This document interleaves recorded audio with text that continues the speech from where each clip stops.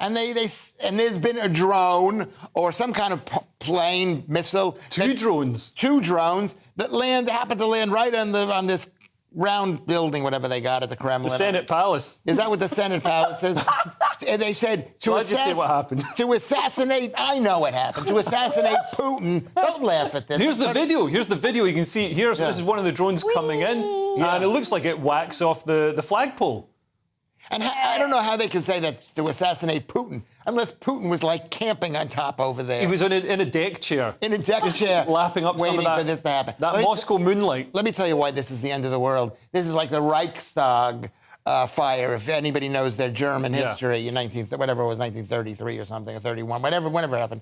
Is that the Russians, I believe the Russians did this themselves. There's no reason for But it's terrible optics for Moscow to show that, because they make great... they're always talking about their great defences, their air defences that could stop any missile and stop cruise missiles. And they can't even stop a couple of drones that are powered by lawnmower engines. And this is why it's not great optic. It is great optics because the Russians are a very skittish people. They have no defensive boundaries. They've got an open plain that goes all the way to Europe. And they're scared. Diane, do you agree with Lewis? No, I don't. I think that you've got to remember that Navalny, who is the opposition, who is locked up in jail right now, they did that fantastic documentary where they sent drones all over Putin's billion palace with all of his jets and everything. I reckon this could be a similar insider tactic of opposition parties that are chucking drones at the Kremlin. But it just seems wonky and clumsy. And you're right. I wouldn't, if I were the Ukrainians, I wouldn't want to take responsibility for that either, because it looks ham-fisted. No, it wasn't. It's going to trigger a lot of reprisal missile attacks. Yeah, it wasn't that. What she's talking about is they sent it over his palaces to show how big palaces. They weren't trying to kill him. They were just trying to show. Yeah, but I'm saying that they've got the drones. Everybody's got drones to do things like that. You've got drones to do things like this. Well, you can go to Maplin's and buy them, or Curry's and buy them for. Well, yeah, we've seen commercial drones used to great effect in this war by both sides to help position artillery and even drop grenades into tanks or onto people on the battlefield. Drones are absolutely amazing because they also have this capability now where they can sort of photograph the landscape, and then they provide you an updated picture which helps to identify whether there have been IEDs planted in the landscape. Amazing. Yeah, it's really incredible stuff. Technology is amazing. Anyway, next up we've got the Daily Mail, Diane. OK, so we've got Let the Pomp and Pageantry Begin, the biggest security operation ever. So the Daily Mail is going through the fact that we're going to have 11,500 officers looking after a royal ring of steel. Oy. Sounds like something Prince Andrew has. There's going to be facial... You're a big Prince Andrew fan? I'm not, but the other royals have enough things to make fun of. You don't need to make fun of Prince Andrew. Why not? So there's going to be facial recognition cameras that are going to scan the crowds to check for any problems. And what I love as well is that they're saying we're going to have a very low tolerance for anybody messing about. Just stop oil. Right, yeah. So any Republican protesters are going to get clamped down. I'm a bit worried that they're using this as an excuse to sort of rush through legislation and also rush through technology. Facial recognition technology might seem fine if they're using it on some anti-royalist protesters, but what about next week when it's just used on me? Yeah, but are they going to turn it off, is your question. Yeah, so once they've turned on the facial recognition, are they then going to turn it off? And also what they have said, though, is that they've said if you're holding up a placard that says, "Not my king," they will not touch you. You are allowed to do that. But I think what they're more sort of suggesting is, like, if the Just Stop Oil people start gluing themselves to the road or like to the horses or the royal carriage. The royal carriage, you won't be able to see the gold. It will really ruin the effect. Yeah, but don't they already have the legislation to do that? Don't they have, like, basic rules? You're not allowed to block the road. So, I mean, this is one thing about this country. The best thing about this country is this sense of lawlessness. I thought you were going to say the traffic wardens. I don't know why, but I thought you were building up to not blocking the streets. That's also the lawlessness of traffic wardens, just going out giving tickets, relentlessly. This is a very important thing. I support the monarchy. Good. Yeah. You like the monarchy. I guess Americans do love having. I mean, you don't really have any history in America because it's about 37 weeks old. No, I don't support the monarchy for the United States. No one in America, not left or right, would vote for a king. They might vote for a king. You don't vote for a king. Exactly.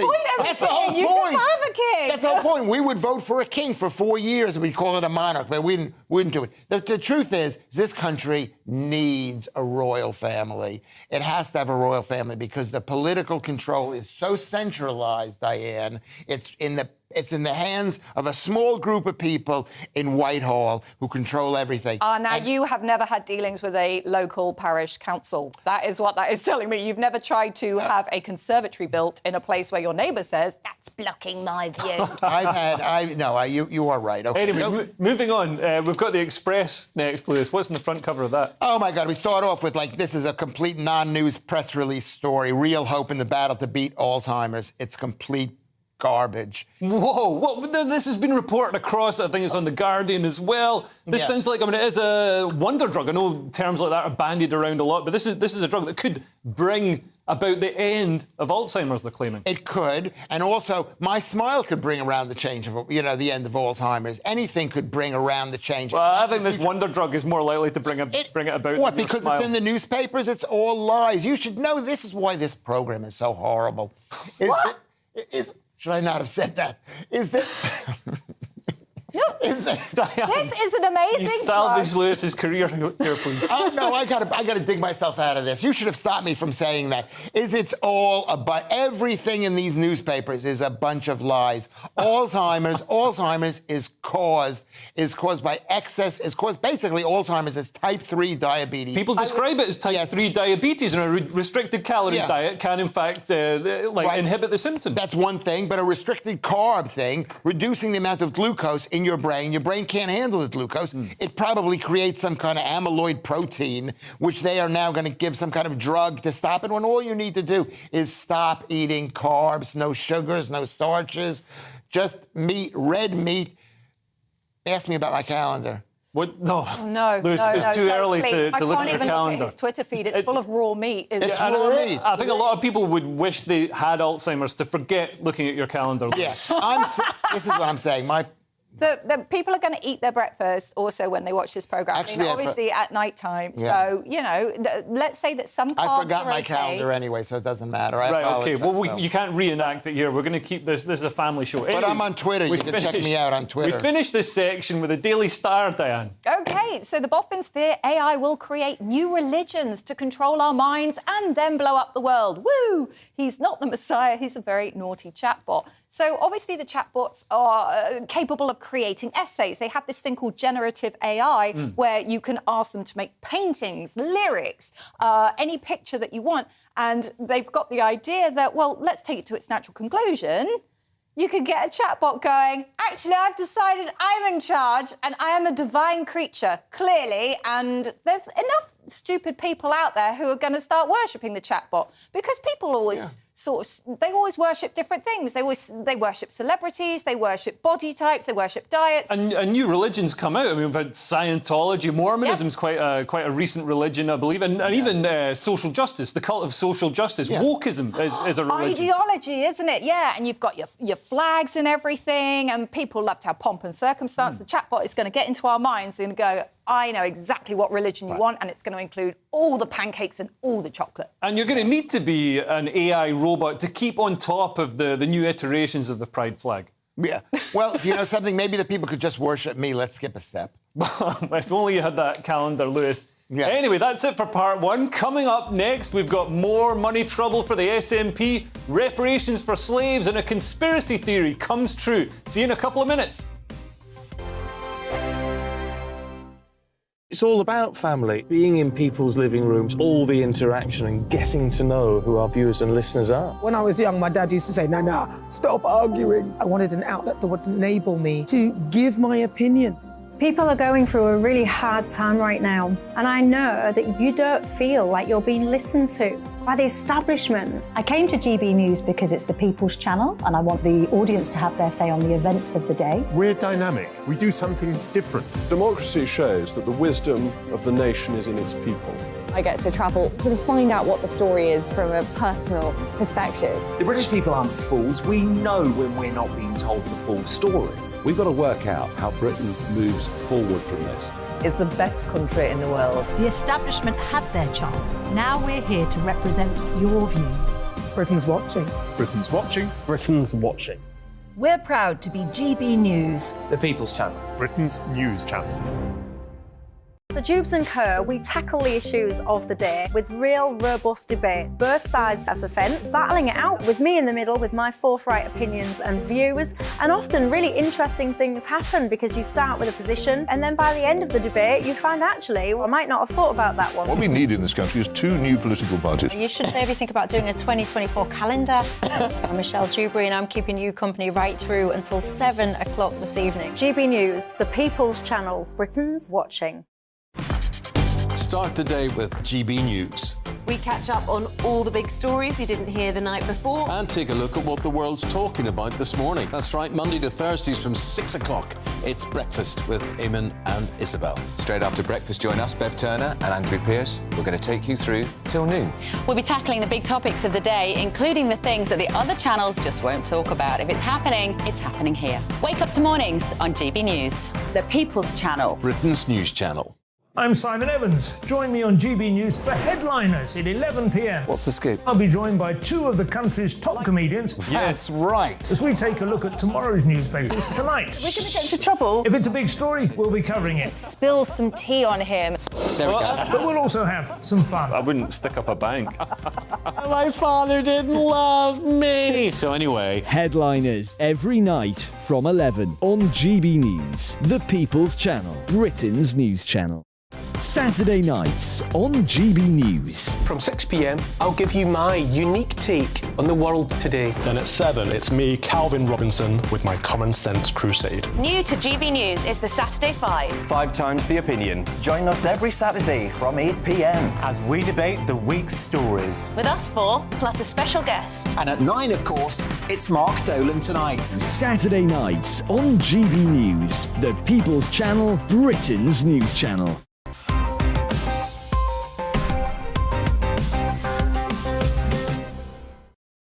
Welcome back to Headliners. I'm Leo Kears taking a sneaky peek at tomorrow's newspapers with Lewis Schaefer and Diane Spencer. And kicking things off with The Eye, which reports on the escalating scandal around former civil servant Sue Gray. Lewis. Yeah, The Eye, that means it's based out of Newcastle. Eye. Isn't that what they say to each other? They say why aye? Why aye? And what do they say aye in Scotland? Scotland, yeah. In Scotland, aye. Yeah. Aye. What about the rest of my? I'm trying to fit in with the local people. Could you tell us what the story is, please? This is Sue Gray will join Labour staff, even if she is forced to wait 2 years, according to Keir Starmer. And what Sue Gray is the supposedly independent person who was in charge of doing the investigation of Boris Johnson, who basically threw Boris Johnson under... I mean, he deserved to be thrown under the bus or whatever they did with Boris Johnson. They did something... They said he did a bad thing, which is have parties while he was telling everybody we were all going to die. You remember that? Yeah. Remember that? I mean, they basically got him for eating a bit of birthday cake at work when he had to go to work. Yeah, he had to go to work, but he kept eating birthday cake and he kept having champagne and people, they drank so much, they threw up on the walls. He was worried about being thrown under the bus, so he had to make sure he didn't fit under it. No, or maybe he thought he was going to die. We were all going to die. Let's all die together. It was like a suicide pact. Anyway, this shows a few bad things about this country. This is the best country in the world. But the fact that you guys hire one person to do a report or some kind of investigation, and nobody's impartial. Well, yeah, and this seems very suspicious that she conducted that investigation into Boris Johnson, that inquiry, and found him guilty of all this terrible cake eating and all the rest of it. And then, as soon as that report came out and badly damaged Boris, she was awarded with a job with Keir Starmer as Chief of Staff. I mean, come on. It's not an award.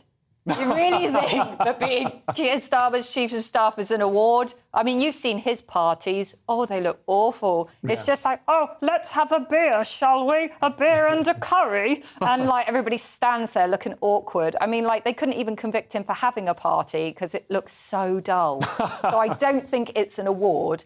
I think it's quite funny that she's refused to cooperate with the Cabinet Office because she felt that they were sort of snitching on her. Because essentially she had to talk to the Independent Advisory Committee on Business Interests. And they're this body that are like trying to determine whether she's the one who's violated the Civil Service Code, which is, I promise, to make everything in government really difficult. But it's got no authority. Like, no matter what they come up with, they can't enforce it. So it seems a bit weird that it's up to them to sort of determine whether she's guilty or not if they've got no formal authority to enforce whatever they decide. Excellent point, because I read the thing and I thought to myself, you know, what can happen to this woman? And I didn't... They're going to put her on gardening leave for 2 years. I mean, my garden is horrific. I would need 2 years. That's the dream for a civil servant, getting paid for 3 years to stay at home. Anyway, moving on, we've got the Financial Times next, and Scots are notoriously frugal.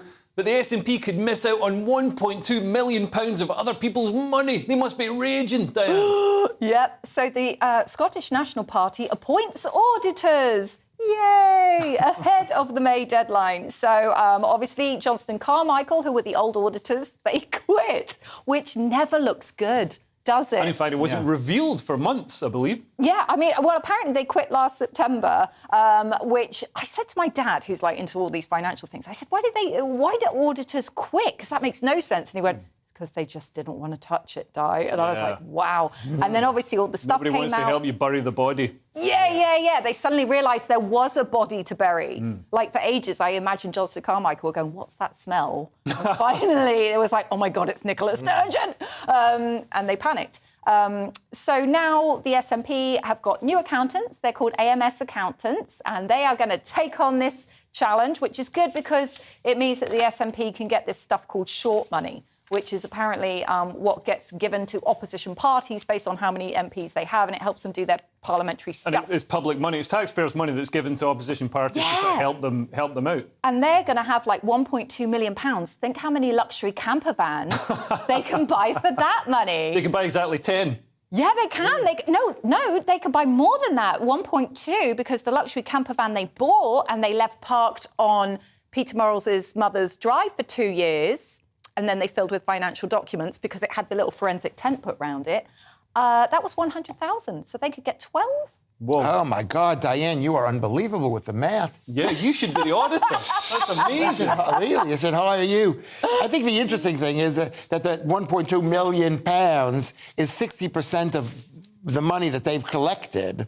Right? And so they don't collect very much money, the SNP, for a party that's totally beloved. They're dependent on this money, so they really need to get their accounts in to be able to claim that money. Anyway, the Times now with some good news for slaves, but only ones who died 400 years ago. Sorry, Chinese Uyghurs, you don't get any money. Lewis, tell us more. I can't even read this story because this story is so irritating to me, is that that according to the Times, $1.2 million, which is less than the pounds, racism payout, quote, owed to every black Californian, which is according to a thing that was set up by the governor, Governor Newsom, who's like very good looking, after the George Floyd riots.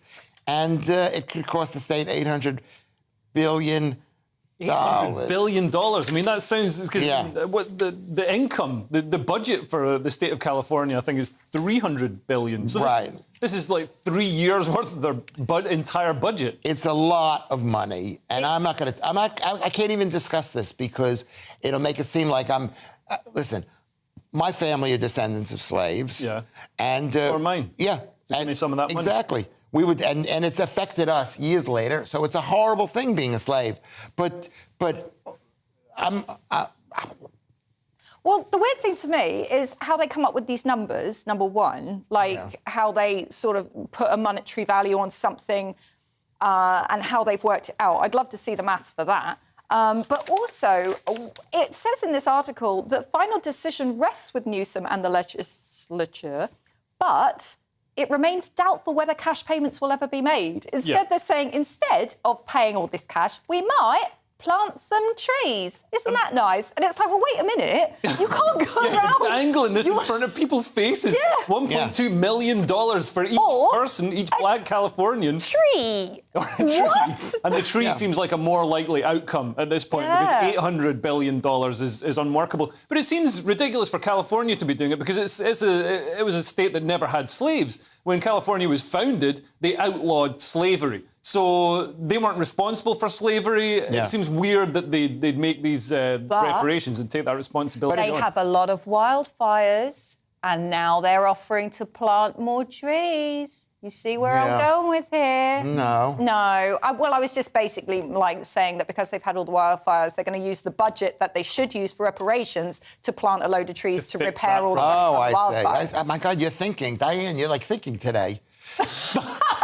Thanks, Lewis. I didn't even see that. Trying. I didn't see that. This thing is about liberalism. It's about people feel guilty. Self-hate begins at home. Home is California until they realize, holy cow, this is going to bankrupt us. Yeah, and of course we've got more slaves in the world right now than we did at the height of the transatlantic slave trade. And nobody seems to be doing anything about that because it happens in China, it happens in Africa, it happens in the Middle East. So it's not white people doing it, so they can't attack it with that feeling of purity that they get when they attack the old-fashioned, the old-style slavery. I think the issue that I have is that you're asking people who are not responsible for the slave trade to give money to the people who were affected by it. Yep. Now, I understand that, obviously, where does the money come from, is my question, because I could imagine a lot of impoverished people feeling very angry that their tax dollars might go to somebody people else. People weren't responsible for it, paying to people who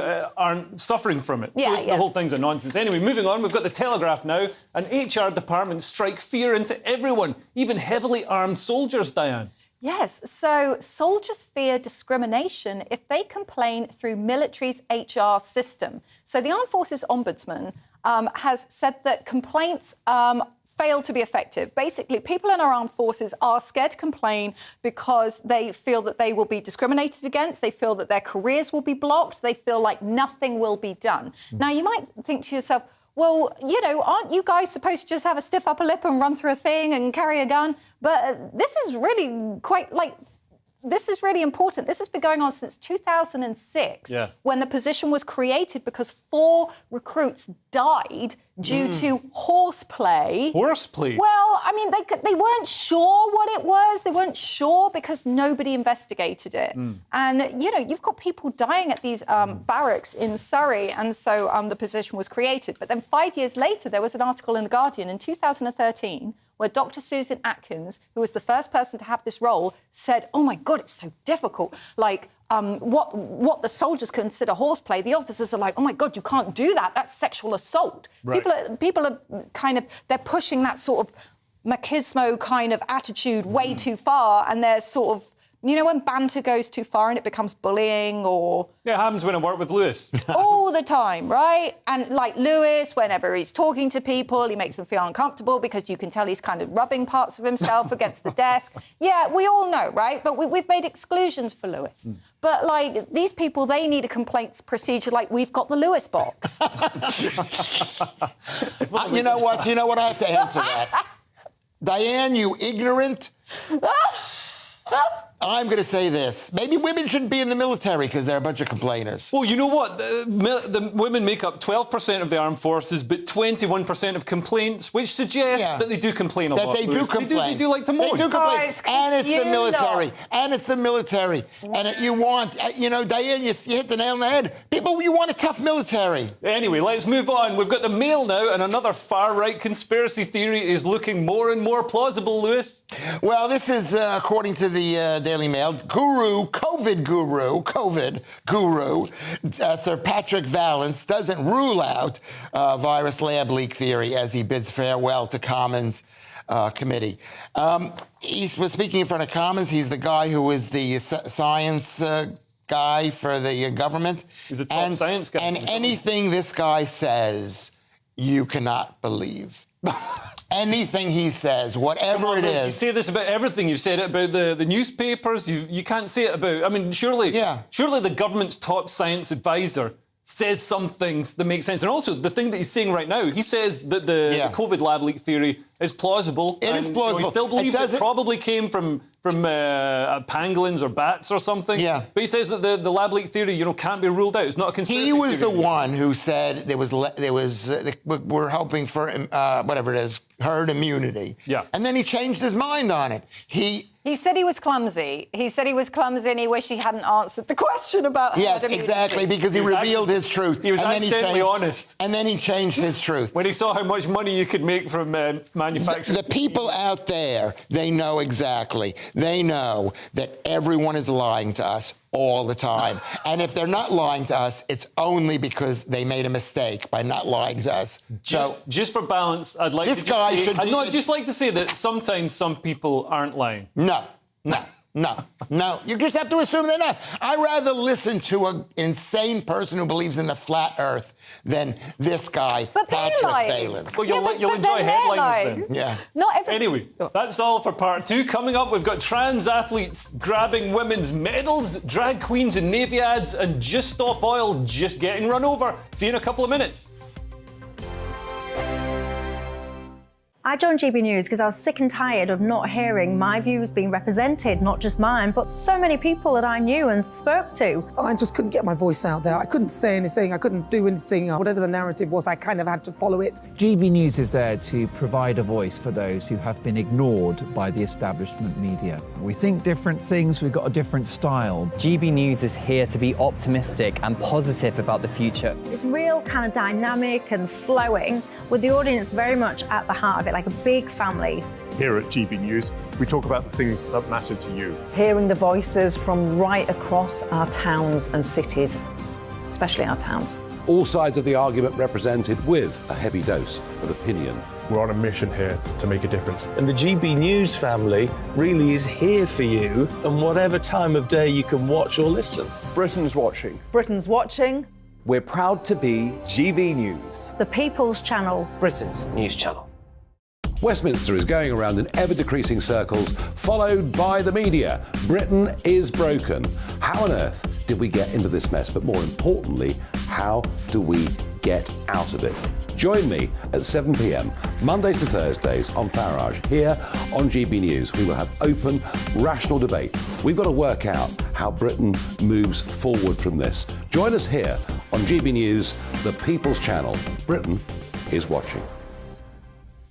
You've probably seen politicians interviewed 1,000 times, but we do it differently. We find out who they really are, we don't shout, we chat, and hopefully we bring a bit of light, not just heat. Did you know Kate Moss? Apparently.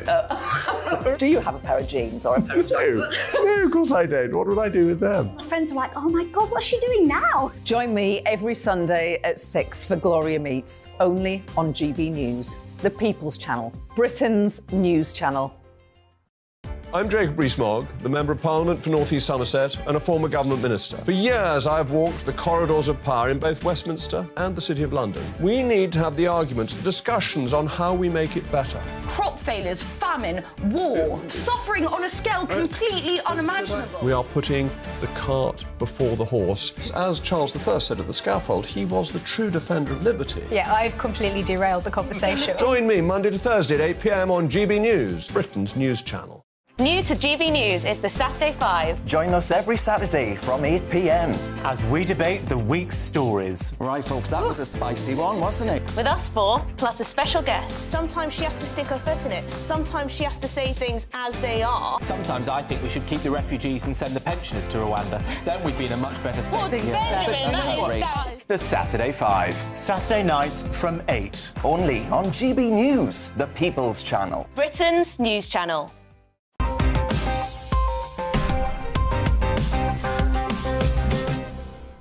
Just lost my Welcome election. back to Headliners. We're kicking things off with the Mail, with another trans athlete barging their way into female sport and grabbing medals, Diane.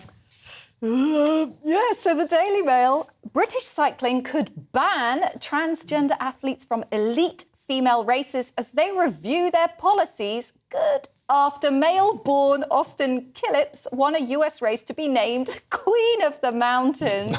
Great. I mean, I really hope that they're starting to make the trophies with bigger bases, because I notice all the ladies that are winning the trophies have got very large hands. So British cycling is going to be the next governing body to possibly ban transgender women. Now, let me just be clear. If you identify as a woman, great. But why do you have to push your way into women's sport? Because I was reading about one of the athletes who was behind Austin Phillips. And when she saw this person who trained as a cyclist pre-starting the transition. So let's remember that all the muscles are there, all the muscle memory has already been generated. The great bigger skeleton. The bones, the bigger skeleton. Better hand-eye coordination. No, don't go that far.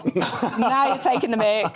I could reverse parallel park. More emotionally stable. I could beat both of you boys at reverse parallel parking any day, I'm telling you right now. But the point is that all of that training had already happened, and then she decides she wants to enter female cycling. It's like, why can't you be a woman but not ruin women's sports? Yeah. That's what makes me angry. Yeah, absolutely. You can identify as whatever gender you want, but you can't identify as a rugby player, or that's just not fair, Lewis. Why aren't the women who are the ones who are born with the women accoutrements, whatever you call those people?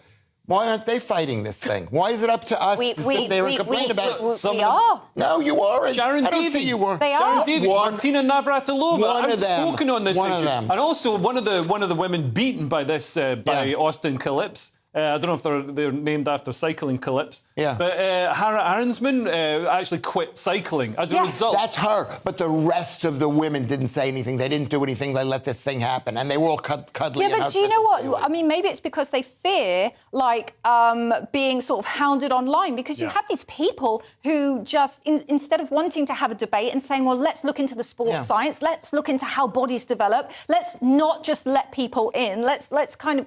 So you're saying they're not brave? You're saying these women aren't brave? I'm not saying that at all. I'm saying they don't want to be subjected to a whole load of... Because they're not brave. No, that doesn't make you not brave. It's also people's livelihoods. I mean, Sharon Davies, for example, lost, the majority of her sponsorships because she spoke out on this issue, which then you're in the eyes of the advertisers makes her a divisive Because it was one or two or three people. If every single woman in this race had said, we're not racing with that person, then the race wouldn't have gone through, or it would have been such an embarrassment, and it would have been ended. No, do you know what? You are correct, but do you get a list of people that you're going to compete against and what their gender is? No, you don't, because it's a lady mountain bike race, so you just go be your competitors. So the next time you say, we the undersigned, the top 250 riders are not going to ride in this thing.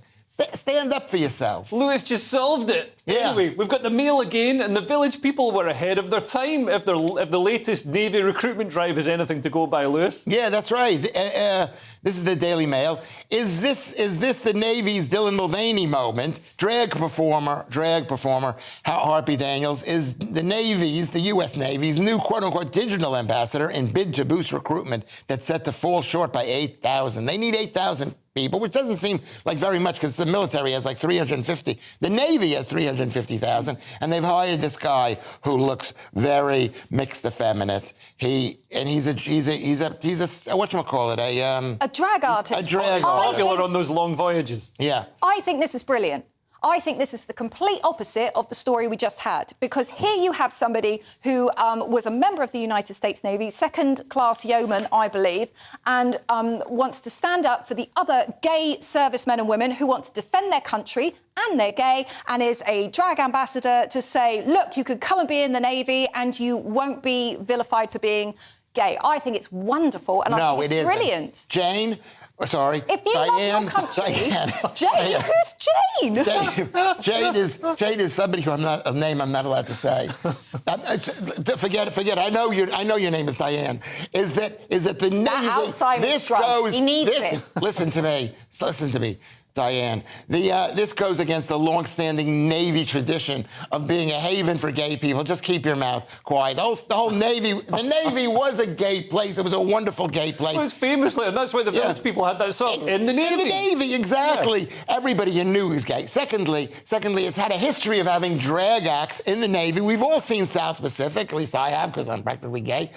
Yeah, you know the movie South Pacific, the play South Pacific, where they're all singing because they didn't have any women in the military, so the men had to dress up like girls. It was good fun. We're learning tonight. Anyway, moving on, we've got the Express now, and a left-wing commentator is trying to get attention by bad-mouthing the royals, Diane. So, fury as royal family branded, quote, cartel of very weird people by left-wing radical Ash Sarkar. So the Corbyn supporting journalist is what they've been named as. Journalist is quite a loose term there. Well, she was appearing on Newsnight, and she basically highlighted the fact that we're trying to be a meritocratic society. Do you not think that's true?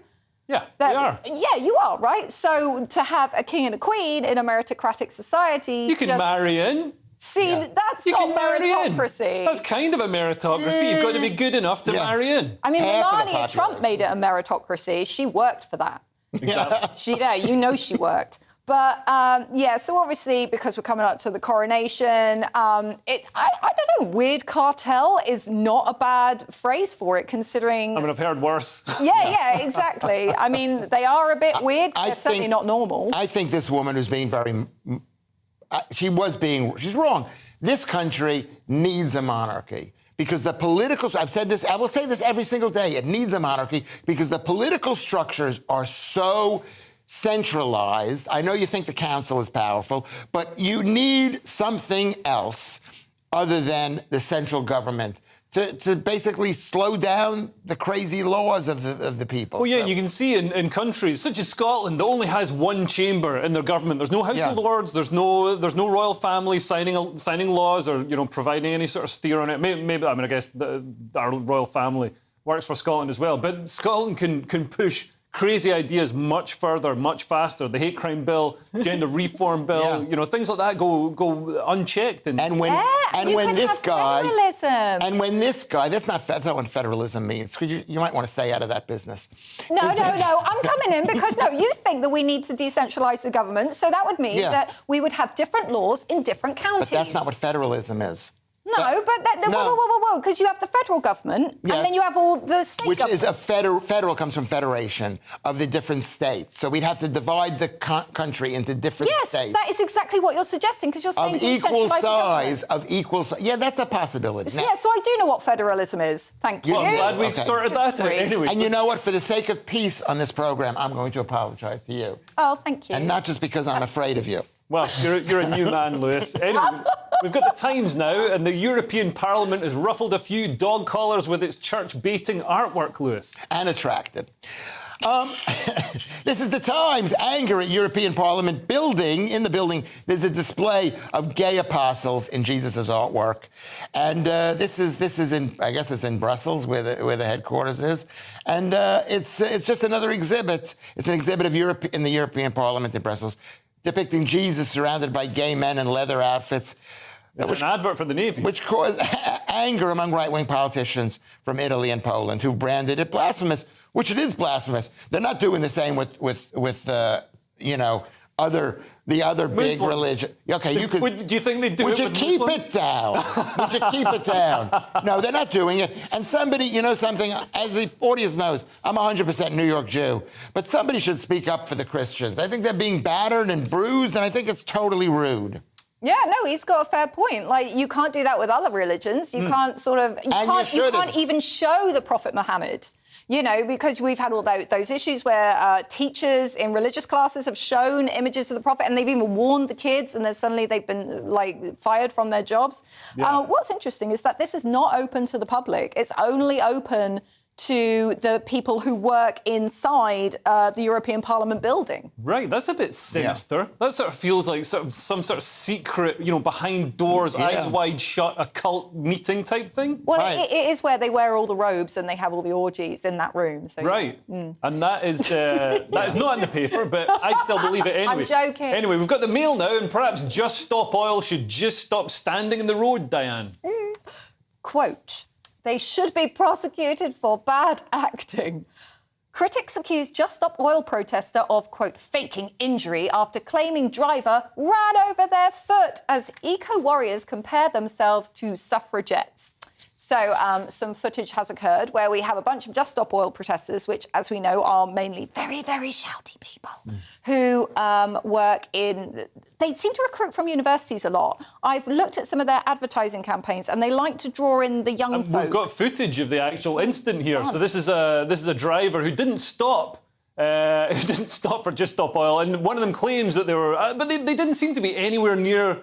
They didn't seem to be next to the car when they got run over. No. That's them saying that they, now have a sore foot. What sort of car was that? I'm not sure exactly. Because it looked like a light... Well, no, I'm just saying it looked like a light car, and at no point did I see the car go boom like that. You'd have thought if they'd have driven over a part of a human, it would have gone boom. It's just a foot, so it's not... So it wouldn't go... It's not... I mean, as somebody who's been driven over by a truck You on haven't? my leg, I mean, it does... No. It does, yeah, I mean, I get it Did the Trump go boom? Yeah, and my leg went into bits. But Lewis, I mean, what do you make of this? Isn't this just the natural consequence of standing in the road when people want to get through? Like, roads are for driving, not for standing. But I also think it did look like an electric car.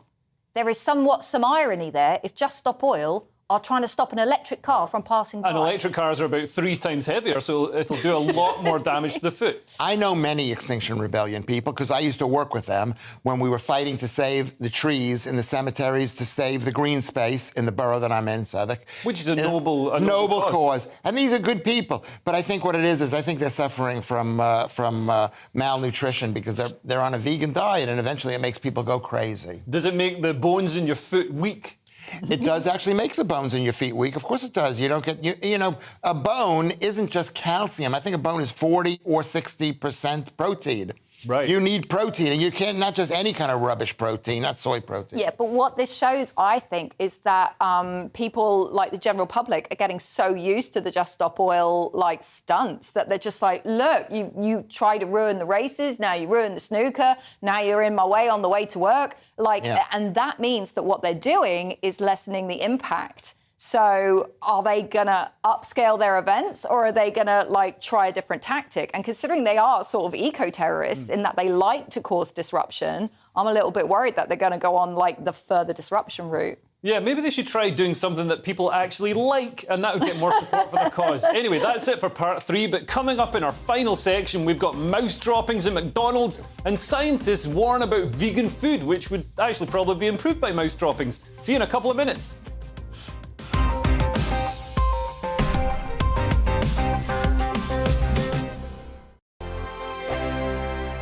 Monday to Thursday nights on GB News. At 6, it's Dubes & Co. 7 o'clock, Farage. At 8, join Jacob Rees-Mogg. And at 9, Dan Wootton Tonight, followed by Headliners. On TV, radio and online. This is GB News.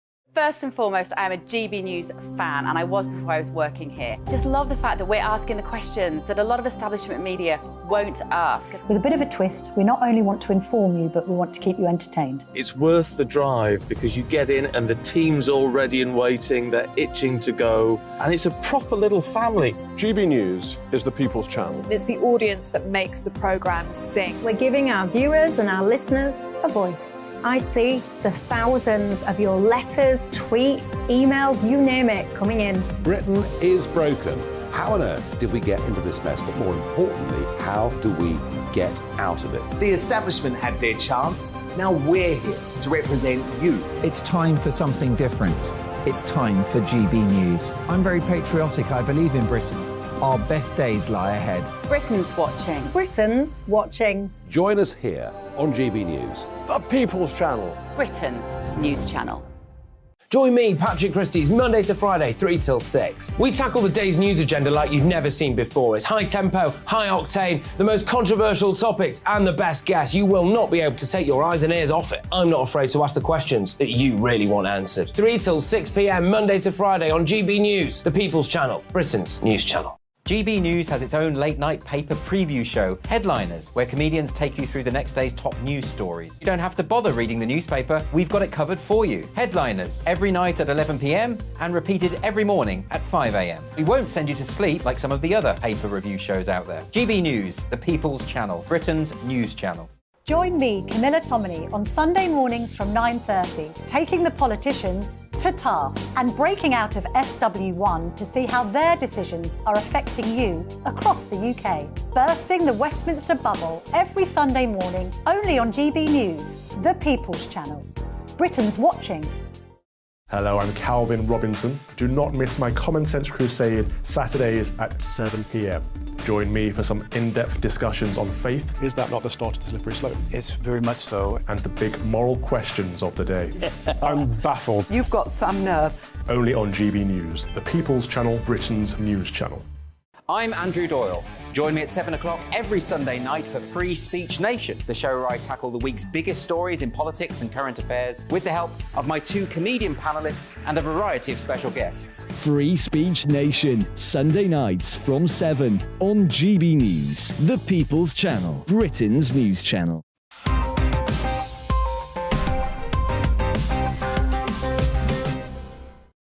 Welcome back to Headliners. We're kicking off the final section with the Daily Mail, and for years we've been told that vegan diet is healthiest, and the only person who said we should eat meat and dairy was you, Lewis. Well, it turns out you're absolutely correct. Well, according to this, there's a war going on. Warning to vegans, diet of meat, eggs, and milk is healthier than plant-based foods, major review finds. And this is a report by the United Nations Food and Agriculture Organization, which looked at 500 studies, concluded that animal sources of food offer crucial sources of much-needed nutrients. And they could have just asked me. It would have saved a lot of trouble. Honestly, Lewis was very helpful with me because I had a green salad for this evening's meal. And I got a very interesting, it was like a TED Talk, really, in the canteen about how me eating these green things are going to cause, what am I going to get? Like... You get arthritis and kidney stones, basically, and a bunch of other diseases. I mean, I ate it like the brainless rabbit I am, but... And Lewis, what do you think of, people eating perhaps cereals, carbohydrate? Cereals are really bad for you. First of all, they have to be boiled forever, or they've got to be soaked for a week. You can't just eat oats. Well, I just asked because I came in the other night and you're eating Cheerios from a mug.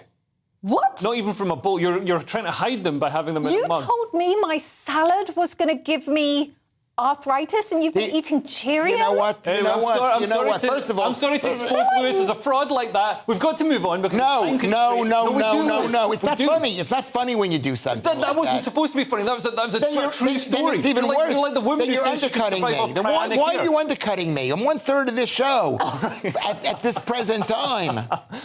Oh, you think your laughing is going to make it okay? It doesn't make it okay. Either you're undercutting me or this is some kind of joke. We've got the Express now, and alcohol is known for causing a sense of shame, the same sort of shame you might feel if you're revealed to eat breakfast cereal. But now, even alcohol slogans are causing shame, Diane. So the title is, WHO, it's WHO, lashes out at phrase, quote, responsible drinking for creating a sense of shame. Oh, for goodness sake. They're basically saying that if you say, responsible drinking, you don't say what is responsible. It's like, no, that's because there's a million different drinks that you can have. There's a million different cocktails. You can't say that 4 drinks is responsible, because if they're 4 whiskies, the way my dad makes them, that's about 8 pints of whiskey. That's not responsible. So basically, it's just giving people a load of jip. I think The Who is trying to follow up with their difficult second album, because COVID was such a #1 worldwide hit, and now they're trying to follow it up with, hey guys, drinking's bad. And they're we're desperate all like, to stay in a job and keep that government money flowing in. No, did he say that? I don't think The Who said that. The Who said that Maybe, yeah, they did say that. But we've got the mail now with some news we already knew. Mouth breathers are disgusting, Lewis. Well, this is real news. This is not a fake news thing. This is a real thing. And it says breathing through your nose makes you prettier. Bold claim of experts who say it can also spice up your sex life and stop bad breath. It's totally true. And I believe is that what happens is that we are a nation now of mouth breathers. Back in the day, parents used to close the child's mouth, which formed good mouth formations. People should breathe through their nose because it cleans out the air. It controls nitrous oxide coming out, which is everything. So breathe through your nose, basically, yeah. and eat meat. Anyway, we'll see if we can quickly squeeze this in the last minute. We've got the Mirror now, and a McDonald's burger contained mouse droppings. Probably the most nutritious ingredient ever in a McDonald's, Diane. So McDonald's fined £475,000 after customer finds mouse droppings in cheeseburger. Now, you may be thinking, oh, well, it probably happened in America. No, it did not. It happened in Leytonstone, East London. Now, I'm sorry, but when they went through the kitchen, they found dead mice. What kind? You don't need They've been worked to death. Yeah. You've now made me think of that thing, Fantasia, with like the little mice. But no, like what kind of hygiene certificate do you need to complete to know that dead mouse is a bad thing? Yeah. Like, this is Ratatouille gone wrong. No, Diane, there are mice everywhere. This is an attack on America. How is it an attack on America? Oh, because McDonald's is American. If it was your local chippy shop in East Lake, I can imagine. I've been to that part of the world, East London. It's nothing personal. But I imagine every single restaurant has dead mice in the thing. And you think they wouldn't publicise a kebab shop like this because they wouldn't accused of being racist? Right. Okay. Right. I didn't even say racist because it's American. They're anti-American. Okay. Well, the show is nearly over, so let's take another quick look at Thursday's front pages. The Daily Mail has biggest security operation ever. The Financial Times has LSE chief seeks higher pay for bosses to stem listings exodus. The Express has real hope in battle to beat Alzheimer's. The Guardian has revealed the scale of elite school links to the slave trade. That's where they're getting those teachers. The Telegraph has best ever Alzheimer's drug can halt disease. The Star has he's not the Messiah, he's a very naughty chatbot. And those were your Thursday's front pages, and that's all we have time for. Thank you so much to my guests, Lewis Schaefer and Diane Spencer. We're back tomorrow at 11 p.m. Oats are addictive, and anybody, stay tuned to the Breakfast Show. It's really hard to...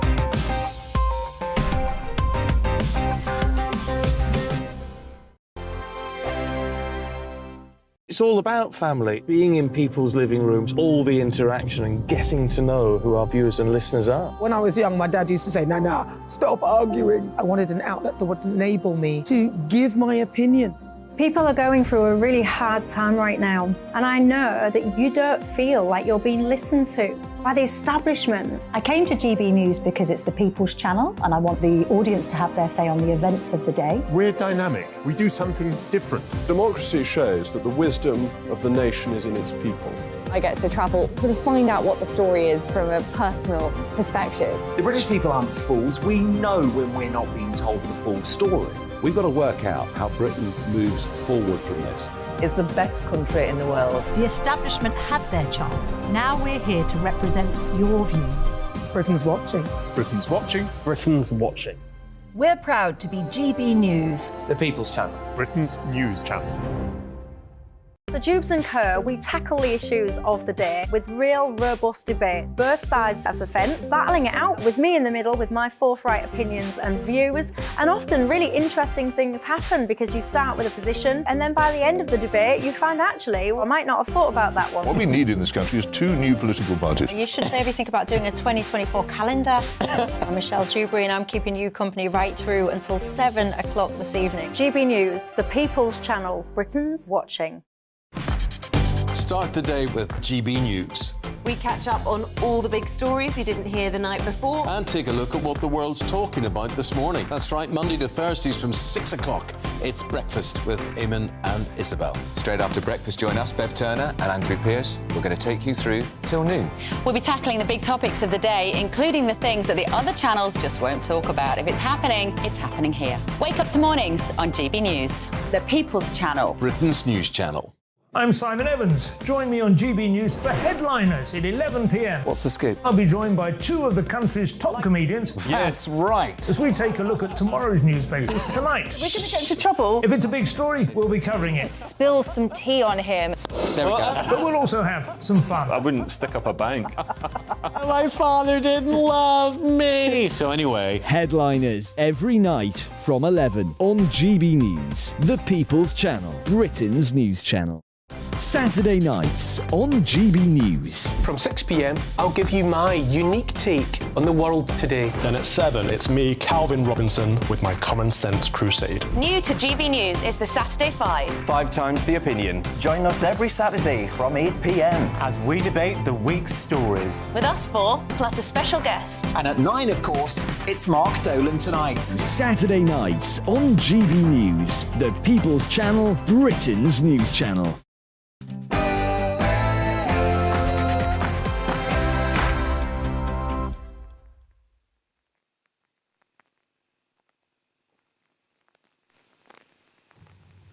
Fall back on the floor. 2014, it's been hugely improved. It's now rated as the #1 golf course in the whole of Britain, Ireland, and the rest of Europe. And it is a truly extraordinary place. I've been very, very happy to be staying here. It's the most beautiful hotel, possibly now the best hotel, certainly one of the best hotels in Scotland. Donald Trump, it's the first time he's been here in 5 years. I asked him how much he'd missed it, and I think the answer is hugely. Going into politics and current affairs comes at a cost. But he sat down with us this afternoon, exclusively with me for GB News. And as ever, of course, Trump doesn't disappoint. I asked him what he thought about King Charles and the coronation on Saturday. I think it's going to be a great day, and I think that they will do a great job. Yeah. And he loves the country. And really, I got to know him quite well, and he loves the country, really loves the country, and he loved his mother. I also asked him about the ongoing war in Ukraine. What could he do if he was president of the USA? So if I were president, and I say this, I will end that war in 1 day. It'll take 24 hours.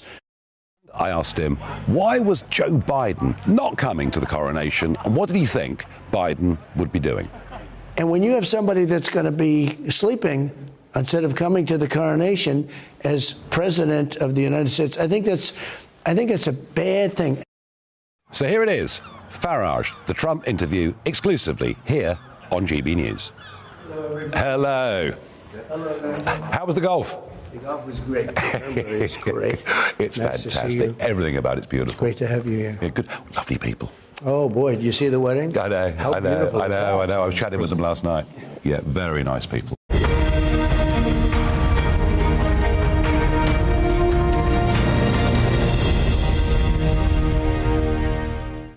You ready?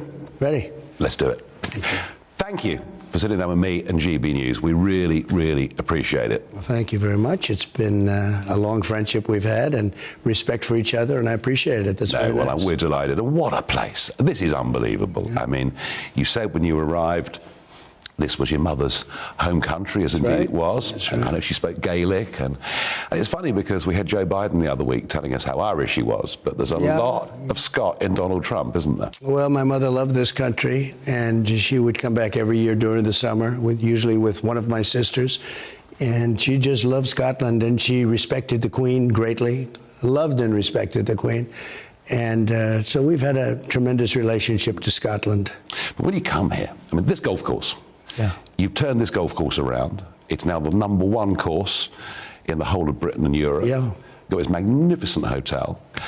You must have missed this place. You haven't been for a couple of years. Well, 5 I've been years so now. busy politically that I haven't. It's been a few years, and we spent a tremendous amount of money. It was done with a great architect, great golf architect, recommended by Peter Dawson of the Royal NH. I said, give me the best one, and Martin Hawtrey.